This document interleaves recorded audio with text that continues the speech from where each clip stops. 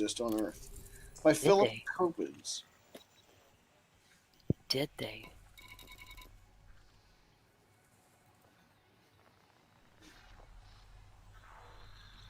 Did an ancient, advanced, if not extraterrestrial, civilization exist on Earth?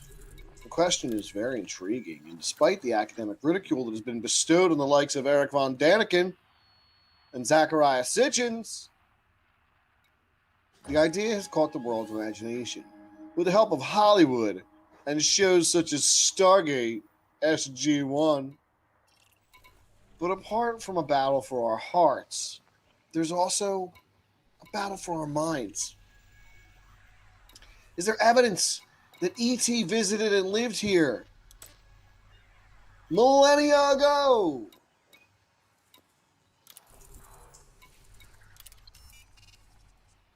Many possible scenarios and theories have been put forward, from statements that Atlantis was a high-tech civilization, leaving us as yet undiscovered Hall of Records and the Pyramid Complex at Giza, to the possibility that the Nazca Lines might be a prehistoric airport.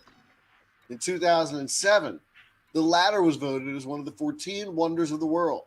Nazca's popularity is almost singularly due to Eric von Daniken, whose approach in his quest for serious consideration of the ET question has been to point out various anomalies, resulting in a pool of evidence that is then queried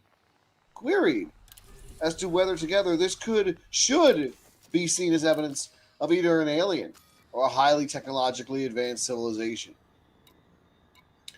What his approach has revealed is that science in the 1960s thought it had all the answers, but largely had to perform much additional research.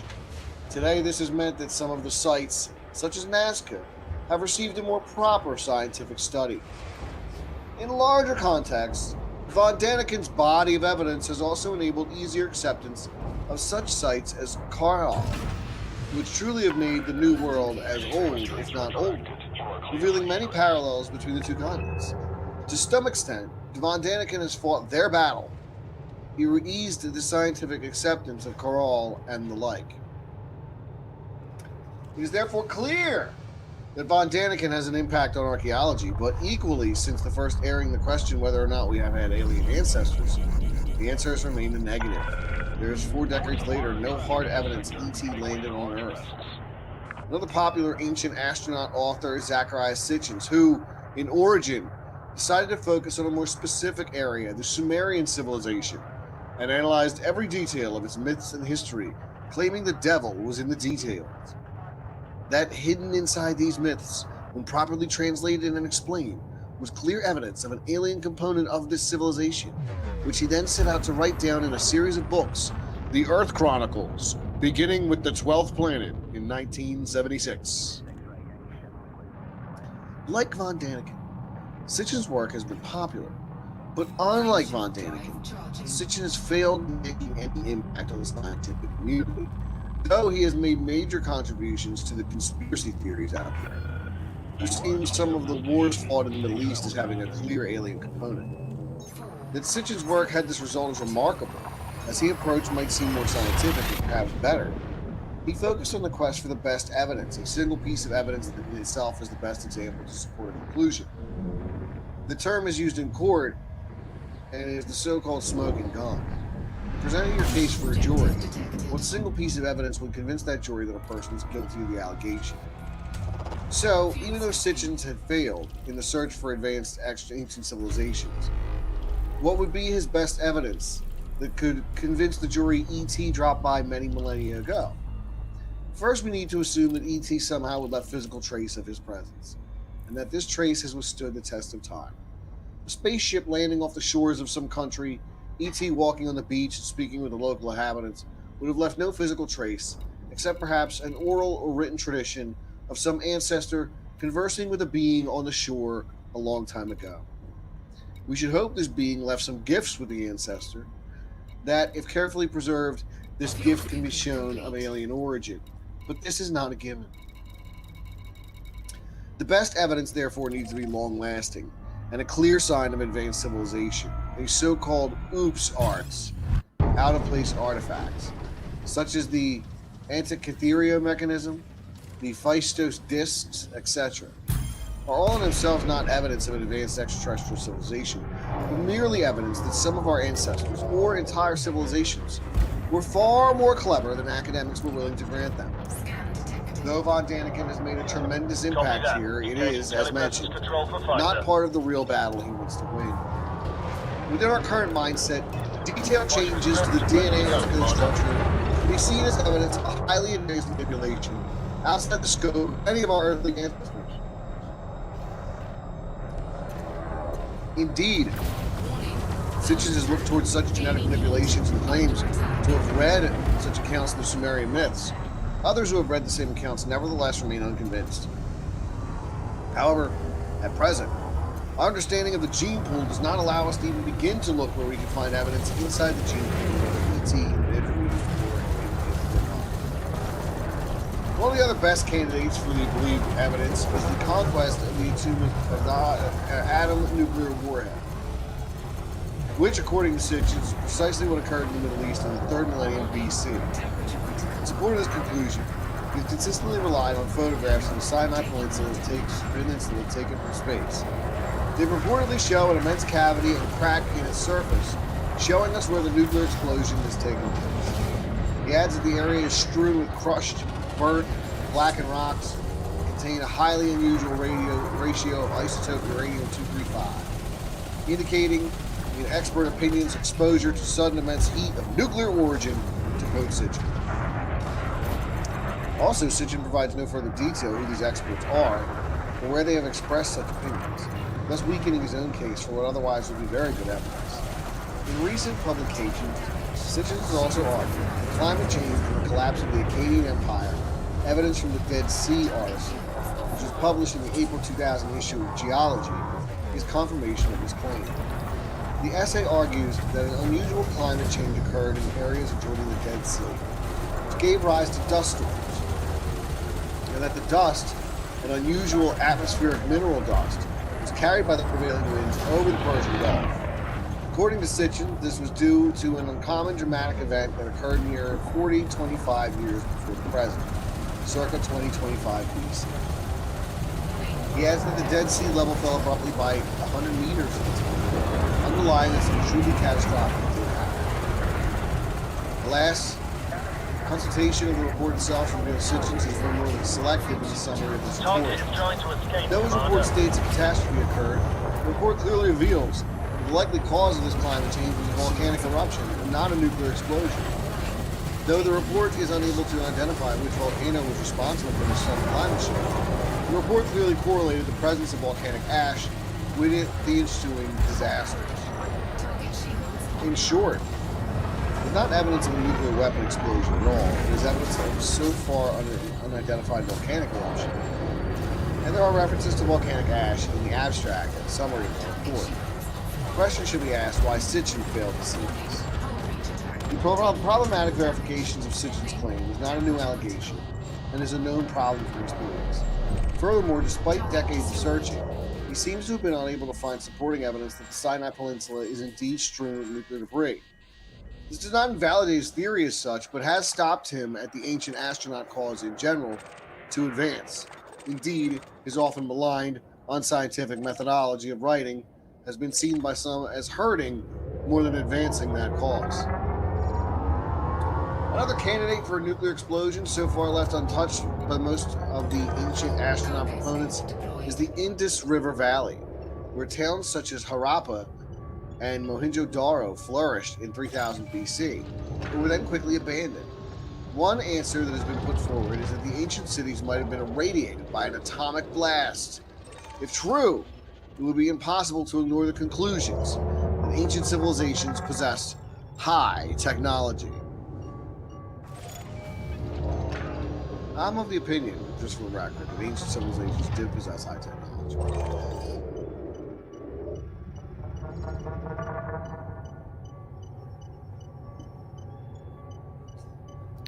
Just like they were talking about, like the cave art, with the bears and those were actually constellations. People thought it was just,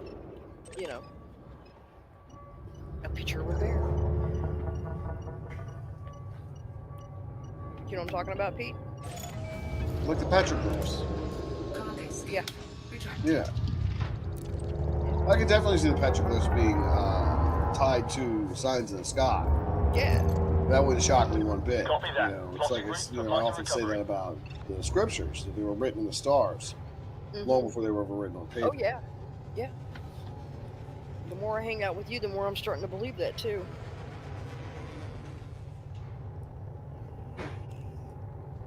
Definitely. So, Geekimus Prime is saying here, what if all those immortal people that we hear about from time to time are actually ancient androids built in ancient times by advanced ancient humans who survived into today? Android would have no lifespan. You know what I mean? So anything's possible with that. That's I mean, the Darrow and the Tarot are essentially humanoid robots that have existed underground since time immemorial. So there are stories about creatures like that that do exist.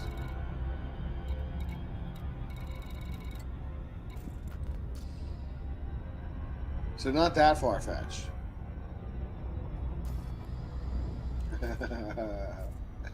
Jeff Kofer is taking in some high technology right now. There you go. That's funny. Good stuff. Good stuff. Gigas Prime. I wonder if we will one day find an ancient artificial intelligence that could tell us of our past. I think if it exists, it's probably floating around on the Black Knight satellite right now. That's in polar orbit around the Earth. If they haven't shot it down. Yeah, there you go. Star Wars. Which the Star Wars program is supposed to do. Shoot stuff out of space. Didn't you have a video on the Darrow and the Tarot? Yeah.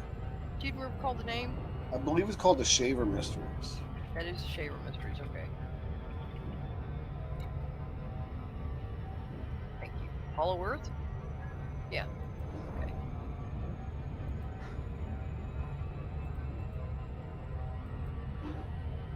Yeah, Shaver Mysteries. If I recall, I think that video did pretty well. I used to put up a video and it would do well. Weird. Should Good have done times. Yeah, no kidding. Those were good times. True.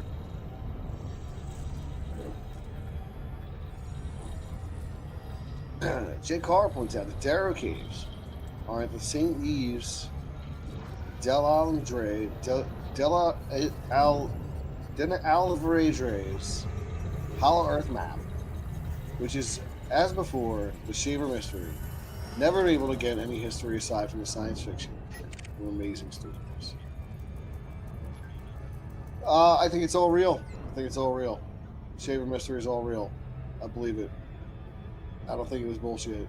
I think that Richard Shaver was really going through something.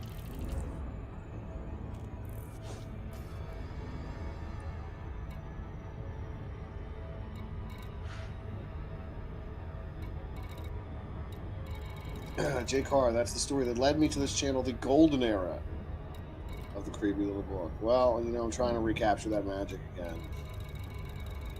It's not easy. No, with all the YouTube self, not really. It's just not easy. What can you do? Just keep plugging away, everybody. That's all. You just keep trying. You just don't give up. Been at this too many years to give up. Where'd it go, Pete?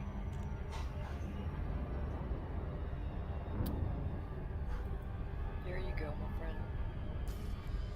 Now, Geekimus points out maybe all the pagan gods were real and androids are artificial intelligence. I think that if there was ancient artificial intelligence, it would still rule the planet. Yeah. Unless they got destroyed. I don't know. I think it would still rule the planet. Yeah. Maybe it does.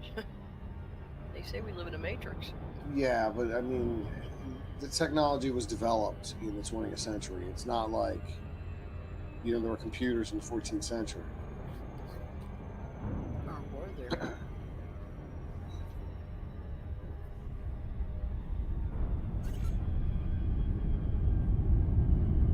So I think that maybe if there had been advanced artificial intelligence in the past, it would still rule the planet.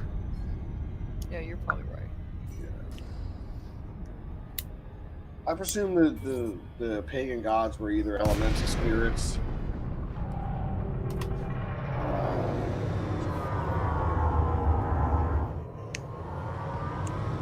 and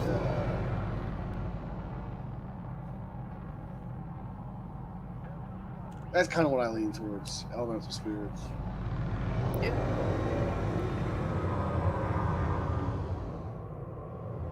Or extraterrestrials. Well, there are places in the Bible where it says, was it, thou shalt not put other gods as a plural before me. Yeah, That were Elohim. not, right? I mean, Yeah. saying that there were, in fact, other gods. I mean, if you want to get literal about it, like some Christian churches do, that's what it says to me.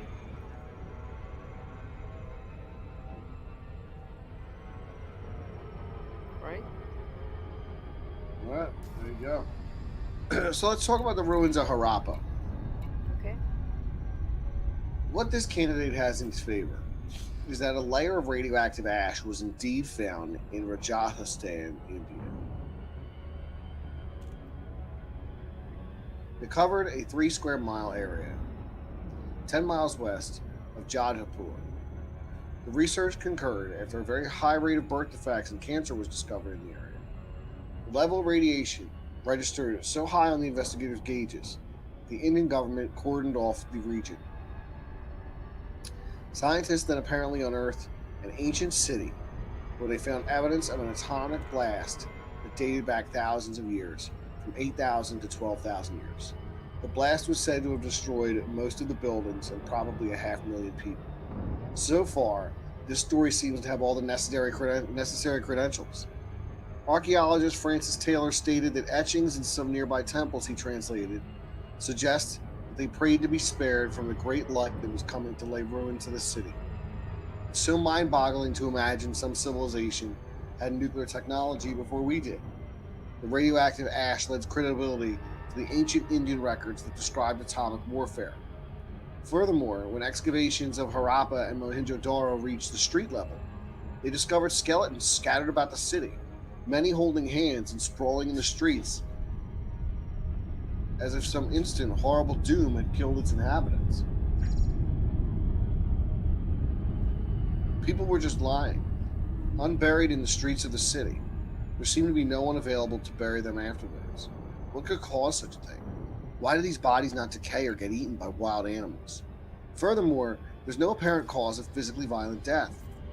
Furthermore, Alexander Gorbrovsky, in Riddles of Ancient History, 1966, Soviet publishers Moscow, reported the discovery of at least one human skeleton in this area with a level of radioactivity approximately 50 times greater than it should have been due to natural radiation. Furthermore, thousands of fused lumps, christened black stones, have been found in Mohenjo-daro. These appear to be fragments of clay vessels that melted together in extreme heat. Another curious sign of an ancient nuclear war in India is a giant crater near New Mumbai. The nearly circular 2,154 meter crater is located 400 kilometers northeast of Mumbai and is dated less than 50,000 years old. It could be related to nuclear warfare of antiquity. No trace of any meteoric material has been found at the site or in the vicinity, and this is the world's only known impact crater in basalt. The indication of great shock from a pressure exceeding 600,000 atmospheres and the intense abrupt heat indicated by basalt glass sphericals can be ascertained from the site. With the apparent discovery of this irradiated area, parallels were quickly drawn to the Mahabharata, the Indian epic, which indeed speak of doom and destruction. It reads, it was a single projectile, charged with all the power of the universe. An incandescent column of smoke and flame, as bright as 1,000 suns, rose in all its splendor. It was an unknown weapon, an iron thunderbolt, a gigantic messenger of death, which reduced to ashes the entire race of the Varishnis and the Akadas. Adhakas. The corpses were so burned as to be unrecognizable. The hair and nails fell out, pottery broke without apparent cause, and the birds turned white. After a few hours, all foodstuffs were infected. To escape from this fire, the soldiers threw themselves in streams to wash themselves and their equipment. Whereas the story of the Muhammad is indirect evidence, the archaeological discoveries in India pose serious problems for those trying to deny the possibility that this might indeed be evidence of ancient atomic warfare. Whereas believing in the existence of Atlantis or a highly advanced civilization that might not have left any trace is one thing, to suggest that our ancestors might have wiped themselves out long ago along the same lines that we fear of accomplishing during the latter half of the 20th century is a major paradigm shift. Is this the best evidence? One skeptic stated, "I'm sick and tired of hearing this. It's possible an atomic explosion in India." And I cannot find any debunks of this either. Anyone who can debunk this, or is this really true? That is indeed the question, and an important one. The stakes are high. One would expect when facing the best evidence. So let's examine what might be the best evidence. The first question is whether named archaeologist Francis Taylor existed. Alas, no one has ever been able to identify him. There is a Francis Taylor, an American museum director who died in 1957. However, he was not an archaeologist. There is a Francisco Taylor, but he is not the above-quoted Francis Taylor, hence not a good start. Skeptics have also wondered whether the ancient atomic warfare is not a modern invention to deflect attention away from serious modern atomic contamination. In 1998, it was reported that some Indian power stations had been problems. One had an incident in which 2,000 workers became exposed to excess radiation, 300 of which had to be hospitalized.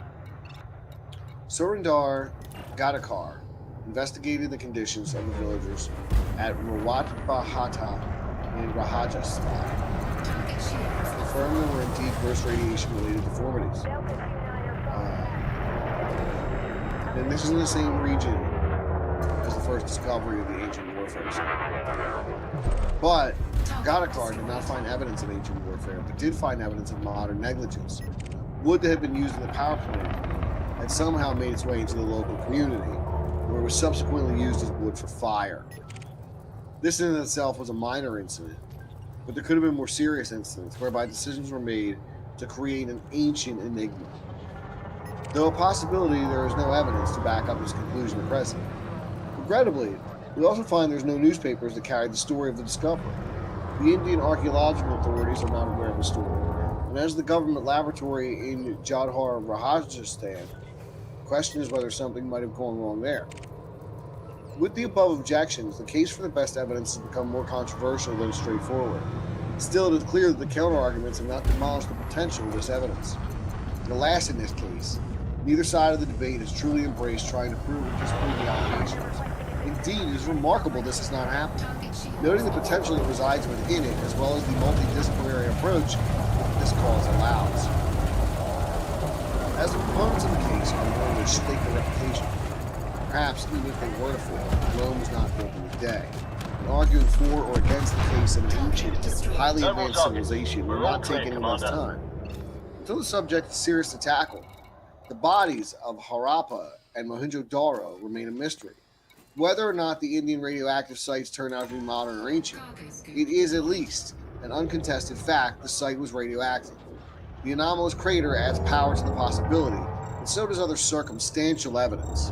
Finally, the fact that all these enigmas are within one general region as opposed to scattered across the world adds either further weight to the case. But this should be expected if we were to consider this case to be the best evidence. The problem of the best evidence is often that it sounds too good to be true. That is either because it is, or because it is indeed the best evidence. And only careful analysis of the evidence will reveal what is what. Harappa, Mohenjo-Daro. center of an Indus Valley civilization. The ancient city contains the ruins of a Bronze Age fortified city. The city is believed to have as many as 23,500 residents and occupied 370 acres with clay brick houses at its greatest extent during the mature Harappa phase, 2600 BC to 1900 BC, which is considered large for its time. Per archaeological convention of naming a previously unknown civilization by its first excavated site, the Indus Valley civilization is also called the Harappan civilization. I was going to say 23,000 is big, right? Yeah, it's a lot of people. I mean, you figure that time period, there were like little towns sparsed here and there. So it was a hell of a thriving city. Impressive. Yeah, it was mainly an urban culture, sustained by surplus agricultural production and commerce. The latter included trade with Sumer in southern Mesopotamia. Both Mohenjo-Daro and Harappa are generally characterized as having differential living quarters, flat-roofed brick houses, and fortified administrative or religious centers. Although such similarities have given rise to arguments for the existence of a standardized system of urban layout and planning, similarities are largely due to the presence of semi-orthogonal type of civic layout. And a comparison of the layouts of Mohenjo-Daro and Harappa show that they are in fact arranged in quite dissimilar fashion. The weights and measures of this civilization, on the other hand, were highly standardized and conformed to a set scale of gradations. Distinctive seals were used, among other applications, perhaps for identification of property and shipment of goods. Although copper and bronze were in use, iron was not yet employed. Cotton was woven and dyed for clothing, wheat, rice, and a variety of vegetables and fruits were cultivated, and a number of animals, including the humped bull, were domesticated, as well as fowl for fighting.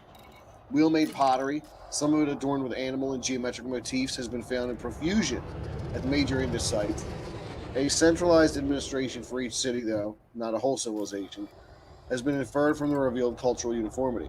However, it remains uncertain whether authority lay with the commercial oligarchy, Harappans, and many trade routes along the Indus Valley that went as far as the Persian Gulf, Mesopotamia, and Egypt. Some of the most valuable things were traded were carnelian and lapis lazuli. Carnelian or red stone? I would guess so. I don't know. Semi-precious stone, I believe. Okay. Yeah. It looks like it's red. Yeah. Brownish red mineral. Yeah. Needs to make jewelry and stuff. What is clear is that Harappan society was not entirely peaceful, with the human skeletal remains demonstrating some of the highest rates of injury found in South Asian prehistory. Paleopathological analysis demonstrates that leprosy and tuberculosis were present at Harappa, the highest prevalence of both disease and trauma present in the skeletons from Area G, an ossuary located southeast of the city walls. Further, rates of craniofracture trauma and infection increased through time, demonstrating these civilizations collapsed amid illness and injury. Bioarchaeologists who examined the remains suggested the combined evidence for differences in mortuary treatment and epidemiology indicate that some individuals and communities of Harappa were excluded from access to basic resources like health and safety, a basic feature of hierarchical societies around the world.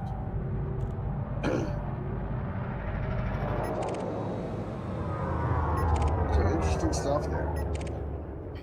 It's too bad. Disease got him, huh? Looks like it. So had good plumbing.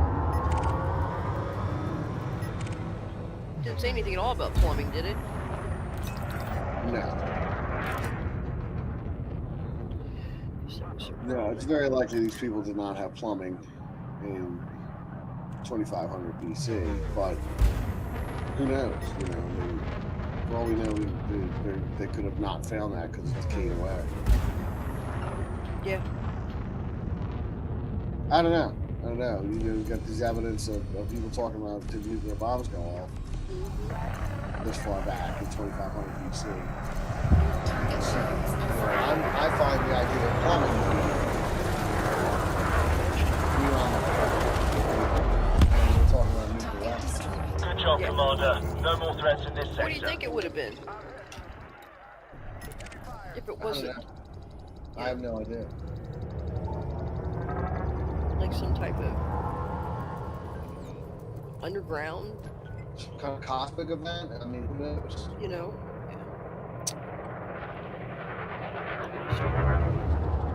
Yeah, I don't know. I don't have an explanation. I think that's the case with some things. You just can't find an explanation for something. It's a mystery.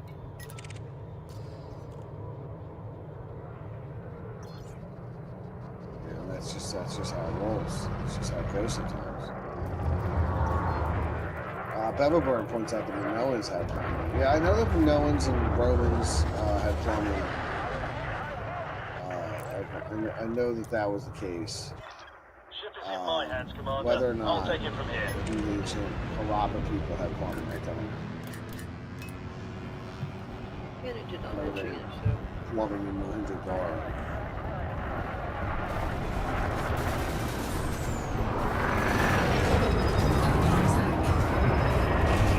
Ancient plumbing systems date back to 4000 BC. There we go. I mean, they had it back then, but I just didn't know. You didn't mention it. Archaeologists discovered copper water pipes in the palace buildings of the Indus River area in India, 4000 to 3000 BC. The Egyptians developed copper pipes that were used to build elaborate bathrooms inside the pyramids and intricate irrigation and sewage systems. So, yeah, there we go. I guess it's very possible they didn't have plumbing. Well, I'm thinking not because of the disease that did them in. Usually that's the main thing, is they don't have good sanitation, you know? Oh, Brian the Observer for $2. Thank you, Brian the Observer. Brian the Observer says aliens don't poop. Brian's You're right. You're right about that. They excrete waste from your skin. Shake your hand. I don't know if aliens shake hands. I think they probably invade your thoughts with their minds. Get the shit off of them. Pat you on the back. Target destroyed. Believe in the security. Did we ever do a segment on the 7 Wonders of the World? No, we don't. We have. Good idea, Neil. That was a You're good welcome, idea. by the way. Good job, thank you. You just come strolling in here out of the blue. It gives you a good idea.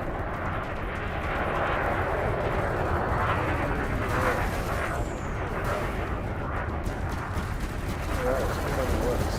That's very good. Yeah, testing all that. So yeah, I think that the idea of these ancient civilizations we talk about, I mean, we got into it a little bit last night when we started with some Kansas. Target is You know, trying that's to kind of why I escape, wanted to Commander. continue on this path today and talk about this kind of stuff. We laid a little groundwork yesterday for us to continue on the lesson. Tonight's the lesson. Target shield Seems to be. Telepresence link established. Connection looks good. scan detected.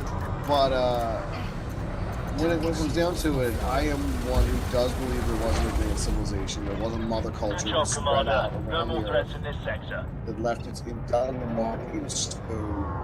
Scan You see detected. pyramids all around the earth. You see similarities in archaeology, disparate places around the earth. Scan And detected. I think those are big clues that we need to look towards. And I think, you know, looking towards those clues, you can find stories that need to be pieced together. It's not laid out bare for us. I think it needs to be pieced together. It's like anything else, I think. Everything just gets recycled. You know, we all get wiped out and just do over. Do it again. They say we're on the 5th time around now. Target destroyed. No more targets. Is that We're the all theory? clear, Commander. In regard to which belief system? One of them. I don't know which one. You're the one with the memory. I believe we're in the 3rd Kali Yuga. Okay. We're in the 5th something. I just don't remember what. And the moon is in the 7th house. Jupiter and Mars.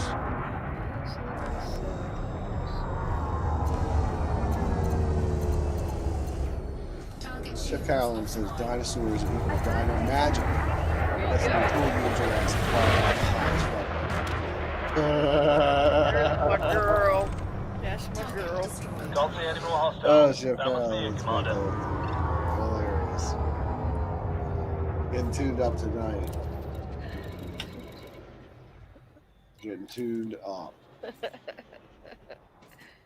It's funny. So, what else do I have? Were we on the moon Scan detected. in 2309 BC? Target shields offline. And what about Mars? By Jonathan Gray.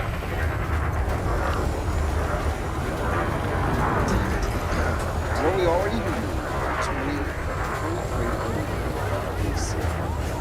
An extraterrestrial civilization beyond past. The alien rocks. Good Take job, Earth Commander. humans on No frequent more visits threats to in other this parts of sector. our solar system and the galaxy, and then return them to Sol 3, where their written experiences became legends, myths, and folklore by John Gray. Flash, first moon landing. According to Chinese historical tradition, a man and a woman landed on the moon over 4,000 years ago. The engineer, Hu Yi, and his wife, Chang Ngo, flew to the moon on a celestial bird. Their description of the conditions on the moon were incredibly accurate. Was their journey the result of an overactive imagination, or did they really go there using technology that was later lost to mankind? In 1926, Professor A.W. Bickerton declared the concept of shooting at the moon to be foolish and impossible. In 1935, noted astronomer F.R. Moulton wrote that man could never travel in outer space. In 1957, Richard Vander Reet Woolley, former astronomer royal, called the idea of space travel utter bilge. 8 months later, Sputnik was orbiting the Earth. In a remote northern area of Tibet lie the ruins of Hsuing Nu capital, discovered by Duparc in 1725.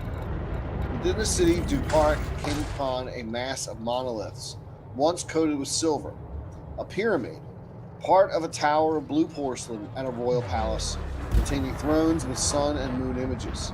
There was also a large milky white stone surrounded by exquisite drawings. Now for the stunning sequel. In 1952, a Soviet expedition arrived. This group was shown by Tibetan monks some ancient documents whose descriptions agreed with those of Duparc. But here's the most breathtaking part. The milky white stone, so said the documents, was brought from the moon. Moon rock. Is it possible? Could man have actually left this Earth and gone to the moon in ages past? Was space travel a natural adjunct to his civilization? Are there clues? Indeed, there are. Indications of reality of ancient space travel do come from widely separate parts of the world. Written and oral tradition is widespread and it seems reliable. Chinese historians in particular never tried to please their rulers at the expense of truth. Death was preferred to untruthful reports of history. As an example, we have the fate of historians in the reign of Qi in 547 BC. We should therefore take seriously the historical reports of China, even if they at first seem to be far-fetched. There is a tendency in scientific circles nowadays to regard ancient documents, and even more mythology and folklore, as a source of history. Anthony Roberts expressed it this way. Legends are like time capsules that preserve their contents through ages of ignorance. In regard to some of the chronicles cited hereafter, internal evidence will carry its own proofs of authenticity.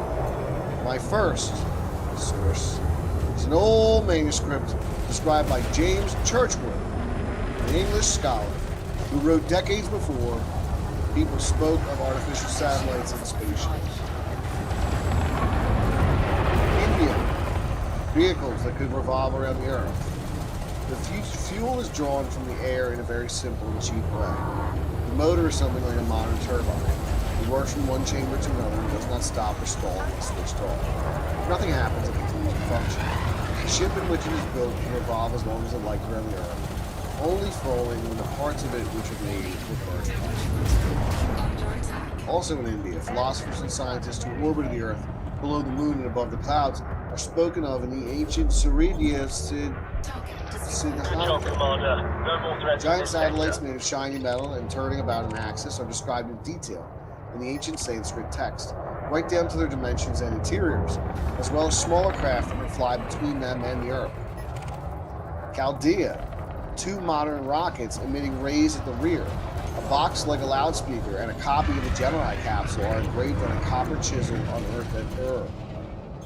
In Sumeria, pictographic text described 3 related objects on a display in Sipar: the golden sphere, command module, perhaps, the Gur, a long arrow-shaped object divided into several compartments, and the Alik Maharati, meaning advancer that makes the vessel go, i.e. a motor or engine. Together, they very much look like a 3-part rocket ship. Another explicit sign is the combination of the words din and gur. When joined together, they form the word gods, and the tail of the fin-like creature gur perfectly into the opening of the rocket like din, which exhausts fire from its tail. In Peru, a clay vessel 8.5 inches high portrays a kind of space capsule on which motor and exhaust are clearly recognizable. In Italy, a painting discovered in a niche of a room under Rome's Palatine Hill in 1961 portrays what appears to be a rocket. It stands on a launching pad. From it, ray guns or cables. Behind it is a tall wall resembling a counterblast wall. In Japan, excavations have uncovered clay figurines of people clad in peculiar spacesuits with helmets entirely covering their heads. One of the helmets are representations of some things like slit-type glasses, breath filters, antennae, hearing aids, and even night sight devices. In India, the Mahabharata describes 2-story sky chariots with many windows, ejecting red flame, that race up into the sky until they look like comets, to the regions of both the sun and the stars. In Guatemala, another ancient description mentions a circular chariot of gold measuring 12,000 cubits in circumference and able to reach the stars. In India, there are other references to Bhushan sailing in golden ships across the ocean of the sky. Garuda, a celestial bird carrying Lord Vishnu in cosmic journeys. Aerial flights through the regions of the sky firmament which is above the regions of the world. And the ancient of the space dimensions.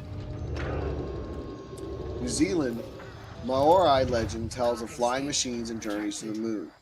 China, in the 3rd century BC, Chuang Tzu, in a work entitled Travel to the Infinite, relates a trip he made into space to 32,500 miles from the Earth.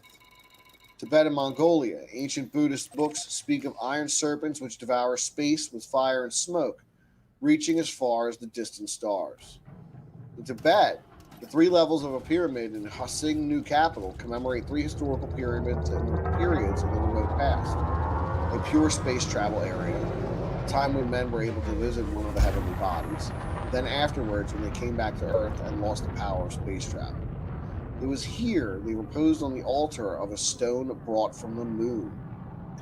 Babylon, the Epic of Etana, 4,700 years old, supplies us with a very accurate depictions of the Earth's surface from progressive altitudes, depictions which were not verified in our own era until the high-altitude aerial flights of the 1950s and first space shots of the 1960s. The descriptions of this ancient space flight depicts exactly what happens when man leaves the Earth, the concept of a round Earth which becomes small due to perspective as distance increases, changes in particular colors. The Book of Enoch.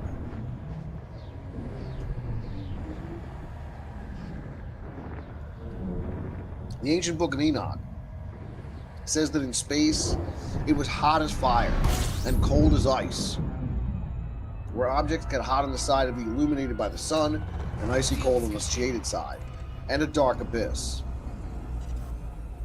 Yunnan Province, China, engravings of cylindrical rocket-like machines, which are shown climbing skyward, were discovered on a pyramid which suddenly emerged from the floor of Lake Kunming during an earthquake.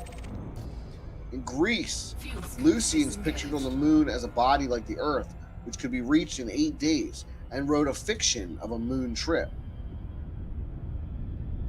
In China, desolate, cold, and glassy.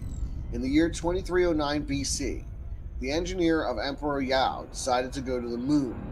The celestial bird provided him with information on his trip. He explored space by the currents of luminous air. The exhaust of a fiery rocket, perhaps?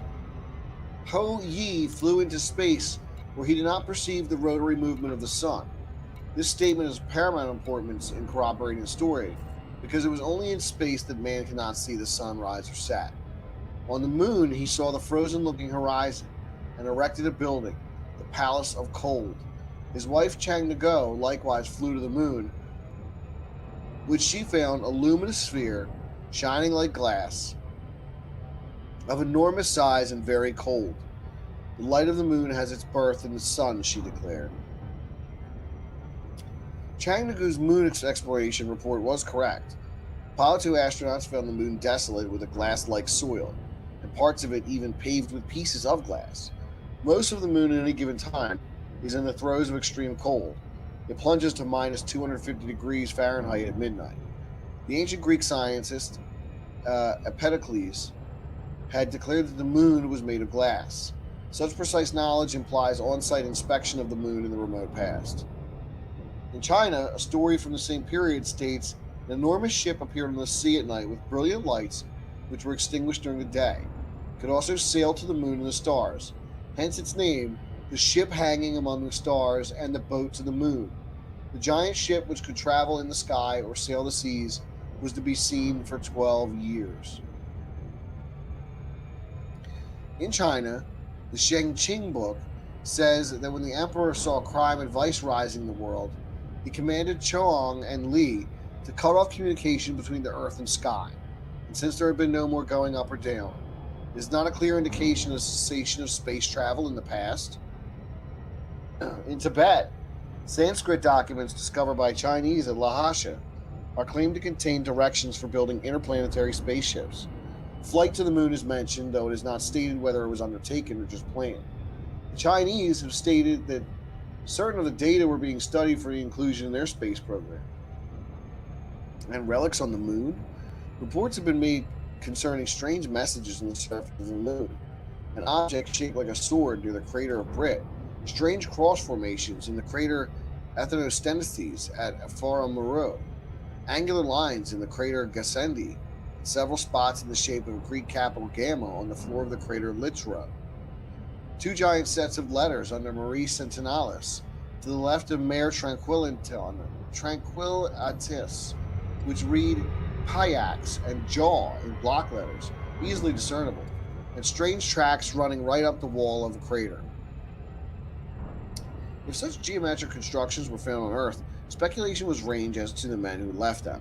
Not every discovery has been announced by NASA, and exploration has scarcely begun. Already NASA has run out of budget for further moon visits. It is by no means impossible that future astronauts will discover objects or installations showing that other human beings came to the moon in the distant past. It was July 20th, 1969, and the occasion of the first moon landing. During the last reconnaissance flight around the moon, preceding the landing, one of the astronauts made an unexpected announcement. He had just seen the contours of what seemed to be some sort of 7-story structure. What was it he saw? Might it have been the Palace of Cold? Why did they subsequently delete a full 11 minutes, including this, from rebroadcasts? But it was too late. We'd already heard it. If there is a single ancient, long-abandoned edifice on the moon, if there is a single object indicating earlier intelligence, if there is still one recognizable rock drawing to be found, then just think what such a find would do to our conventional history. But wait! News has continued to filter through not only from the moon, but from 40 million miles away on a small planet called Mars. Soviet scientists who defected to the West claims that photographs taken by an orbiting satellite clearly show the ruined temples of a civilization on the planet Mars. He reports that several years ago, while the 58-year-old scientist was a high echelon member of an elite team that has worked together since 1961, when Vostok 1 carried Yuri A. Gagarin as the first man in space. But Russia's growing emphasis on the development of nuclearized Star Wars satellite systems in space prompted him to flee Russia. He now lives under an assumed identity in Switzerland. He reported several years ago a Soviet satellite was launched from Mars. It reached that destination in 1982 and has been orbiting the red planet ever since. Its sole purpose was to beam photographs and other data back to manned satellites orbiting Earth. Its task was accomplished with incredible success. The photographs are computer enhanced and in full color. The detail they show is far beyond anything produced in America. There's no mistaking what they reveal. The city scanned by the satellite camera is 3 times the size of Moscow and ringed by wide boulevards, one inside the other and linked together by smaller avenues like spokes of a cartwheel. The temples must have been huge. Most are in ruins, as though crumbled by a tremendous Marsquake. But some still support slate-gray domes that measure 2 to 4 miles in diameter. The Soviet Union will never admit to this incredible discovery because it would reveal too much of their technological progress. End of story? Not quite. On February 4th, 1985, the Melbourne, Australia Age reported briefly of 30 U.S. scientists that 2 photographs sent back from Mars in 1976 by the Viking spacecraft indicate the existence of an ancient civilization. Richard Hoagland, science writer and member of a group of scientists known as the Mars Investigation Group, said the photo appears to show 4 huge pyramids lined up symmetrically with a face. Dr. C. West Churchman, professor at the University of California, Berkeley, said that there are too many details pointing to the possibility of an extinct habitation on Mars. What then, I ask, is the real truth about our past, and have we been to Mars before? It's a really great question, because we always presume that Mars had its own civilization that was already there, that rose and fell. But what if these were colonies that came from Earth in the past? Exactly. I think it's amazing the descriptions they gave of the moon, especially if it being in glass and stuff. How would they know? They'd been there. Thank you. That's the only explanation. You know, other than they found some type of record from an earlier civilization, these ones that are reporting that they'd been there, which means that somebody way before them had been there. Another cycle of people in the earth, you know? I find this stuff so interesting. I love this topic.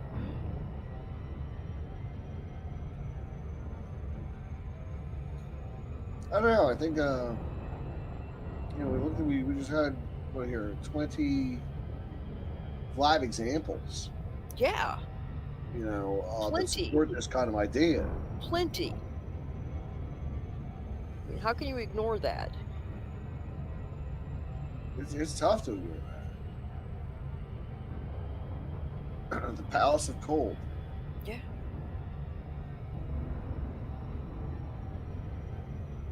I believe that what was it? Was it that was taking the pictures of Mars that looked like there was like roads or whatever? Another what you're just saying. What satellite or what was that from again?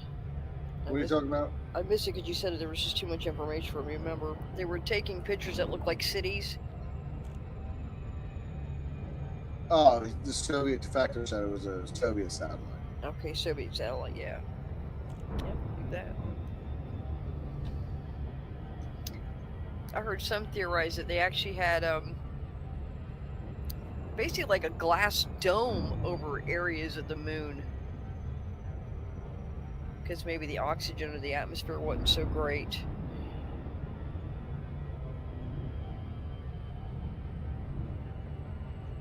Well, that would make sense. Biodomes. Yes. Just like in the movie Total Recall, you know how they had on Mars? All the psychic people were because of the bad domes, the Mars oxygen getting in and it's making them all psychic. People that live there. Hey, Big Steve. Hey, Ben Strainer.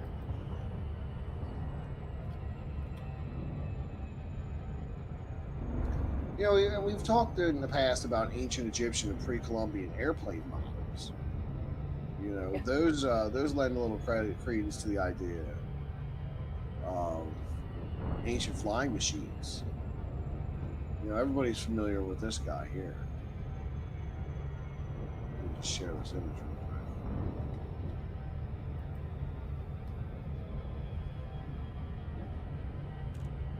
Everybody's seen this thing. Oh, yeah. Explain that. It's not a bird. Archaeologists label these objects as zoomorphic, meaning animal shapes. The question is what animal they represent. We compare these with other objects from the same culture depicting animals. A curious fact about the comparison will be obvious. The others are recognizable, rendered usually with great accuracy and attention to realistic detail. There are several types of animals which fly: birds, insects, and several mammals, such as bats and some gliders. For instance, flying squirrels and possums. There are even some lizards, but there are also some fish which for brief periods glide through the air. There are water animals which seem to fly through the water, such as rays, skates, and some coelacanths. But how does this depicted object compare with these choices? All its features taken into consideration, we have no match. The object has no fish features, which seems to show rather explicitly mechanical ones. Yeah. These structures just in front of the tail are strongly reminiscent of elevons, a combination of ailerons and elevators with a slight forward curve, but they are attached to the fuselage rather than the wings. In any case, they look more like airplane parts than the claspers of a fish. When the two prominent spirals on the wings are supposed to be stylized versions of the eyes of a ray, then what are the two globular objects positioned on the head supposed to represent? People flying it.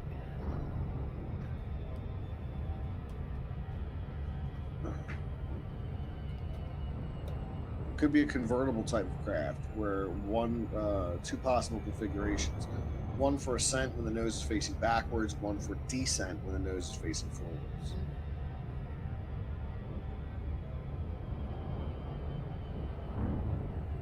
That ain't no animal.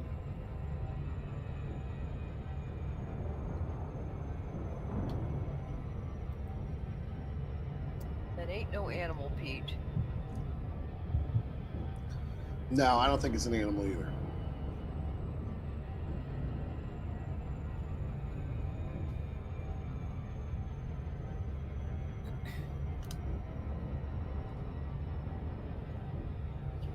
And I think what lends credence to some of this too is out of place artifacts.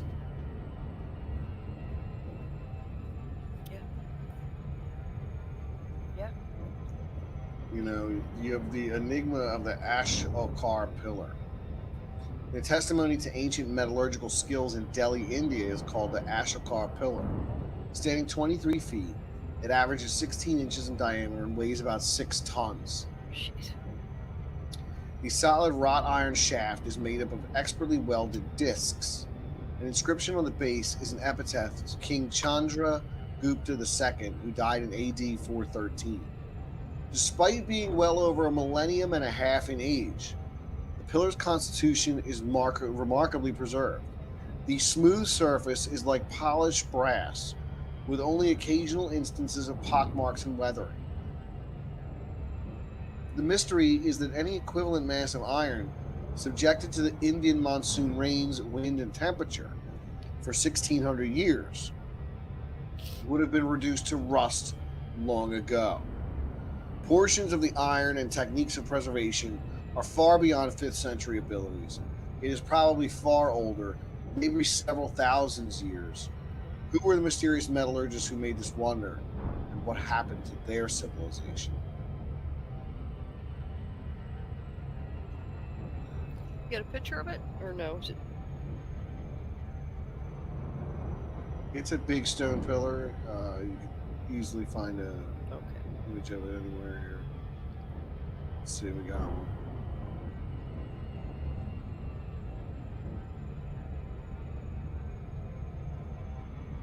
There we go. Okay. What's all around it? Wait a second. I might not have the right pillar.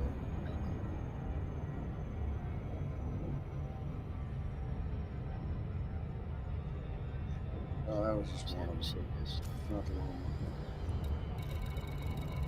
I haven't seen this before.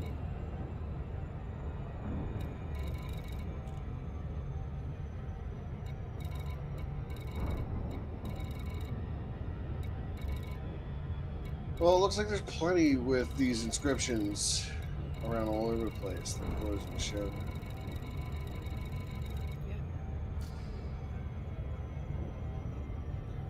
No, this picture's too small.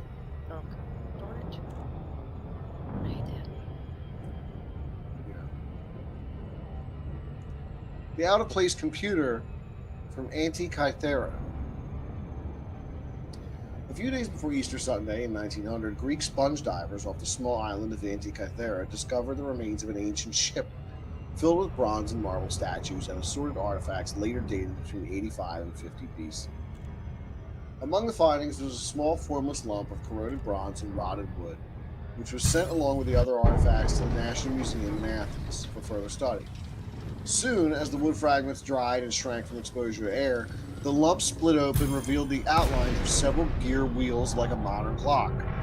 In 1958, Dr. Derek J. De Sola Price successfully reconstructed the machine's appearance and use. The gear system calculated the angular movements of the sun and moon. The arrangement showed that the gears could be moved forward and backward with ease at any speed. The device was thus not a clock, but more like a calculator that could show the positions of the heavens past, present, and future. It is highly possible that the device may have origins ages long before the Greeks and in a land far removed, now unknown. Flight in ancient Egypt. In 1895, a curious winged object was discovered in the tomb of Padi Amen in northern Soraka in Egypt, dated to about 200 BC. Because the birth of modern aviation was still several years away, when the strange artifact was sent to the Cairo Museum, it was cataloged, shelved among other miscellaneous items to gather dust. 70 years later, Dr. Khalil Messiaha, an Egyptologist and archaeologist, was examining a museum display labeled bird figurines. While most of the display were indeed bird sculptures, the Soraka artifact was certainly not. It possessed characteristics never found on a bird, yet which are part of modern aircraft design. Dr. Messiha, a former plane model enthusiast, immediately recognized the aircraft's features and persuaded the Egyptian Ministry of Culture to investigate. Made of very light sycamore, the craft weighs 25 ounces, with straight and aerodynamically shaped wings spanning about 7 inches. A separate slotted piece fits under the tail precisely like the back tail wing of a plane. A full-scale version could have flown carrying heavy loads, but at low speeds, between 45 and 65 miles per hour. What is not known, however, is what the power source was. The model makes a perfect glider as it is. Even though over 2,000 years old, it will soar a considerable distance with only a slight jerk of the hand. Fully restored balsa replicas travel even farther. Messiha notes that the Egyptians often built scale models of everything familiar in their daily lives, and placed them in their tombs, temples, ships, chariots, servants' hands, and so forth. Now we have found a model plane. Messiha wonders if perhaps somewhere under the desert sands, there may yet be unearthed the remains of life-size gliders. A jet from South America. In 1954, the government of Colombia sent out part of its collection of ancient gold artifacts on a U.S. tour.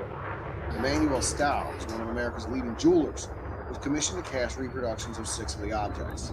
15 years later, one was given to biologist-zoologist Ivan T. Sanderson for analysis. After the thorough examination and consulting a number of experts, Sanderson's mind-boggling conclusion was that the object was a model of a high-speed aircraft at least 1,000 years old, approximately 2 inches long. The object was worn as a pendant on a neck chain. It was classified as a Sinu, a pre-Incan culture from AD 500 to 800. Both Sanderson and Dr. Arthur Poisley of the Aeronautical Institute of New York concluded it did not represent any known wing damage. In fact, the little artifact appears more mechanical than biological. For example, the front wings are delta-shaped and rigidly straight-edged, very unanimal-like. The rudder is perhaps the most unanimal but airplane-like of them. It is a right triangle, flat-surfaced, and rigidly perpendicular to the wings. Only fish have upright tail fins, but none have exclusively an upright flange without a counterbalanced lower one. Adding to the mystery, an insignia appears on the left base of the rudder, precisely where the ID marks appear on many airplanes today. The insignia is perhaps as out of place as the gold model itself. 4. It has been identified as the Aramaic or early Hebrew letter Beth or B. This may indicate the original plane did not come from Colombia. It was the product of very early people inhabiting the Middle East who knew the secret of flying. The crystal skull from Atlantis. Without a doubt, the most famous and enigmatic ancient crystal skull in the world was discovered in 1927 by F.A. Mitchell Hedges atop a ruined temple in the ancient Mayan city of Louboutin in British Honduras, now Belize. The skull was made from a single block of clear quartz, 5 inches high, 7 inches long, 5 inches wide, about the size of a small human cranium with near perfect detail. In 1970, art restorer Frank Dorlin was given permission to submit the skull to test at the Hewlett-Packard Laboratories, revealing there were many anomalies. The skull had been carved with total disregard to the natural crystal's axis, a process unheard of in monocrystallography. No metal tools were used. Dolan wasn't able to find any telltale scratch marks. Indeed, most metals would have been ineffectual. A modern penknife cannot mark it. From tiny patterns near the carved surface, Dolan determined it was first chiseled into rough form, probably using diamonds. Finer shaping, grinding, and polishing, Dorlin believes, was done with innumerable applications of water and silicone crystal sand. If true, it would have taken 300 years of continuous labor. We must accept this is almost unimaginable, or to admit is to use the form of some lost technology. Modern science is stumped to explain the skill and knowledge incorporated. As Garvin summarized, it is virtually impossible today, in a time when men have climbed mountains on the moon, to duplicate this achievement. It would not be a question of skill, patience, and time. It would simply be impossible. As one crystallographer from Hewlett-Packard said, the damn thing shouldn't be. I always wonder how they made those. Who shot the Neanderthal man? Who? The Museum of Natural History in London displays an early Paleolithic skull dated at 38,000 years old and excavated in 1921 in modern Zambia. On the left side of the skull is a perfectly round hole, nearly a third of an inch in diameter. Curiously, there are no radial split lines around the hole or other marks that should have been left by a cold weapon, such as an arrow or spear. Opposite the hole, the cranium is shattered. The reconstruction of the fragments show the skull was blown from the inside out, as from a rifle shot. In fact, any slower the projectile would have produced neither the neat hole nor the shattering effect. Forensic experts who examined the skull agree the cranial damage could not have been caused by anything but a high-speed projectile, purposely fired at the prehistoric victim with the intent to kill. If such a weapon was indeed fired at the man, then one of two conclusions can be made. Either the specimen is not as old as claimed to be, and was shot by a European in recent centuries, or the remains are as old as claimed, and the marksman was ancient too.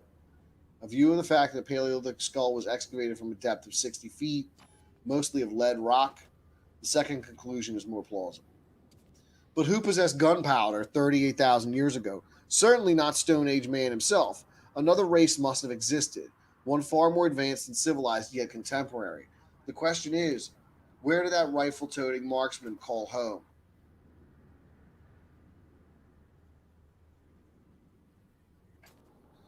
The Incredible Stone of Dr. Cabrera.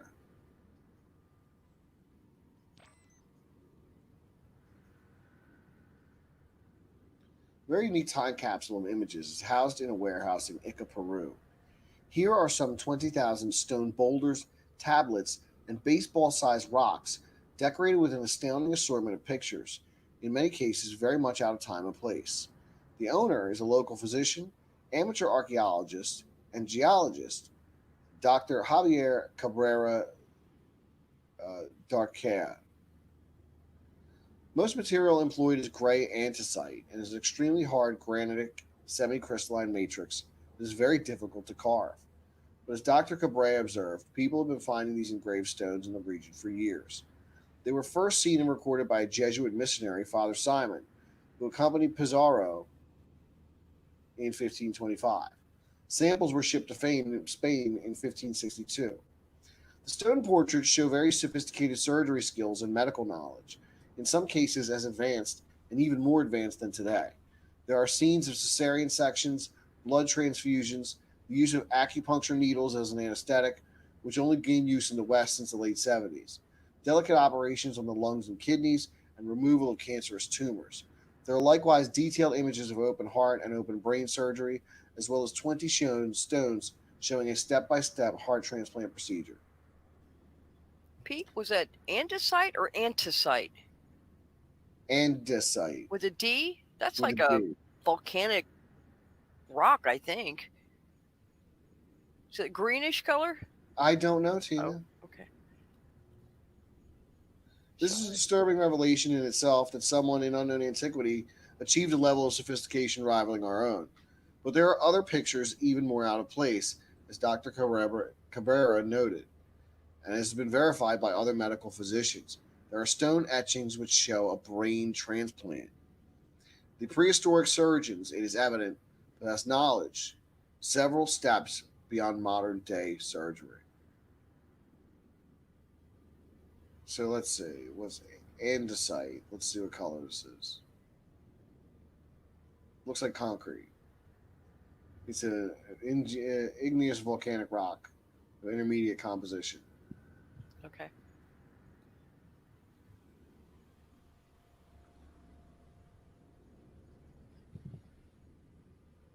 Concrete. And these are carved with medical knowledge.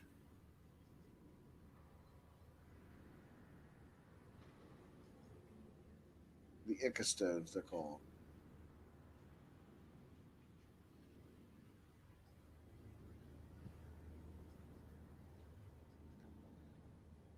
Okay.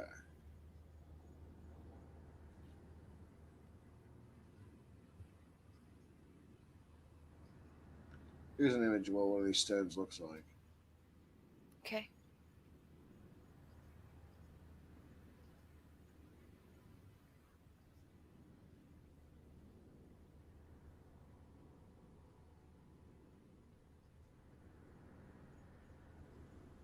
Oh, yeah, it's pretty.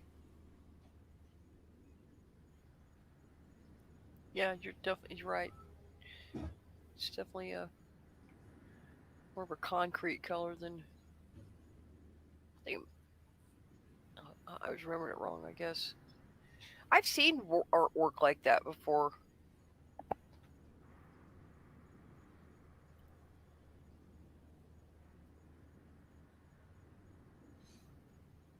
In this one, this guy's riding a dinosaur. Oh, wow. That's a triceratops, ain't it? These are triceratops, and that is a I'll guy be riding damned. the back of a triceratops. I'll be damned. There's his pet triceratops.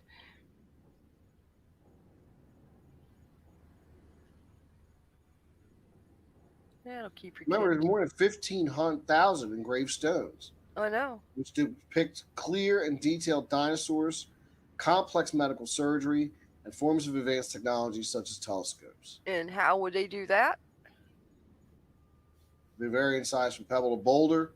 They're composed of gray andesite with a granite semi-crystalline matrix, a hard stone that is difficult to carve, but the images are scratched through the oxidized surface. The images carved on the surface also vary in complexity from simple pictures engraved on one side to design complex scenes. Some of the designs appear to be in styles which can be recognized as belonging to the Paracas of Nazcuz, Tiwanaku, or Inca cultures, while others are in a style never seen before. Those Incas, they knew stuff.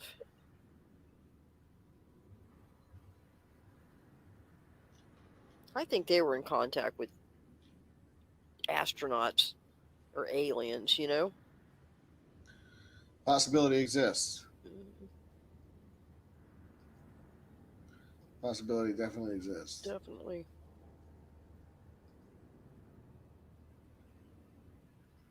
They were like tribe like, you know? At least that's the way they're depicted or told about.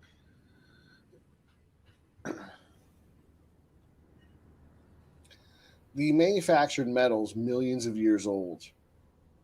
For the past 3 decades, miners at the Wonderstone silver mine near Ottersdal in western Transvaal, South Africa, have been extracting out of the deep rock several strange metallic spheroids. So far, at least 200 have been found. In 1979, several were closely examined by J.R. McIver, professor of geology at the University of Witwatersrand in Johannesburg, and geologist professor Andries Bischoff of Potchefstroom University. The metallic spheroids look like flattened globes, averaging 1 to 4 inches in diameter, and their exteriors are usually colored steel blue with a reddish reflection. And embedded in the metal are tiny flecks of white fibers. They are made of a nickel steel alloy, which does not occur naturally, and is of a composition that rules them out, being of meteoric origin. Some have only a thin shell about a quarter of an inch thick, and when broken open are found filled with a strange spongy material that disintegrates into dust on contact with the air. What makes this all very remarkable is the spheroids were milled out of a layer of pyrophyllite rock, dated both geologically and by various radioisotope dating techniques to being at least 2.8 to 3 billion years old. Adding to the mystery, Rolf Marx, curator of the South African Klerksdorp Museum, has discovered that the spheroid he has on exhibit slowly rotates on its axis by its own power, while locked in its display case and free from outside vibrations. There thus may be an energy extant within these spheroids still operating after 3 eons of time.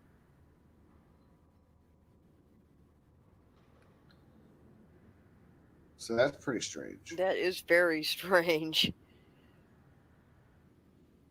Very strange. I'd be afraid to be around it.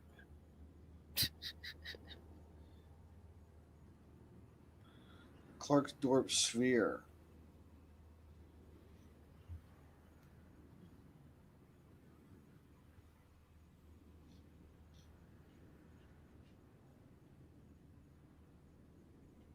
Yeah.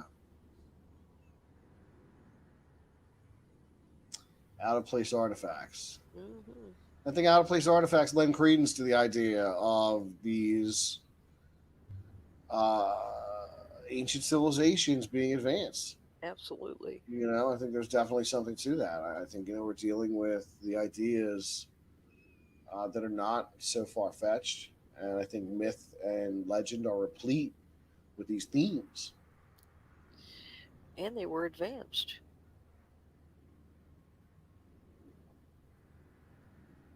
A lot more than we think.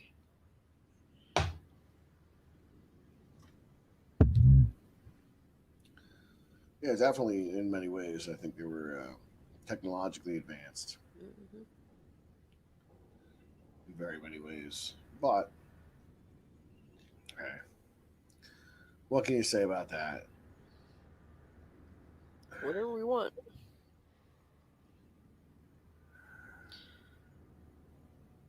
And we say All right, there's folks. more to the story than we're being told. That's usually the case. Well, look, I'm going to wrap it up about 10 minutes early tonight, folks. I do appreciate you being here with us night after night, day after day, as we delve into the world of the weird. I want to say thank you to Brian Userber for your generous super chat. Much appreciated, Brian. Thank you very much. Never expected, but always appreciated. I want to say thank you to Tina for being here. Thanks a lot, Tina. Mm-hmm. And as we do, guys, I want to remind you to check out the description of this video. You find links to my Twitter and my email if you want to give me suggestions for High Strangeness, or you got stories to share for the State of Fear series. Hit me up. Please. Teespring store, I've got a sale going on. Code is July Xmas. Save 15% off your purchase. So please check out the Teespring store, see if there's anything that you like, and use the code July Xmas to save 15% on whatever you purchase. Before you get rid Patreon of them. supporters, thank you to my Patreon supporters for sticking with me for as long as you have. I really do appreciate it. I want to say if you're in a position to become a Patreon supporter, I have one tier. It's $1 a month. That's a quarter a week. It's less than the price of a cup of coffee. So if you can financially swing it and you're interested in signing up, please go ahead, sign up, throw me a buck. I hope you think what we do here is worth $1 a month. We're here every night, and I hope you appreciate it. So as we do, don't forget to subscribe to everybody else on the panel. There's a link to Tina's Twitter down in the description of the video, so go ahead and follow her there. This has been the Creepy Little Book Live, and you've been listening to High Strangeness, the #1 late night paranormal podcast on YouTube. I've been your host, Pete. With me tonight, we're Team Samazuski. And until tomorrow night, everybody, stay cryptic.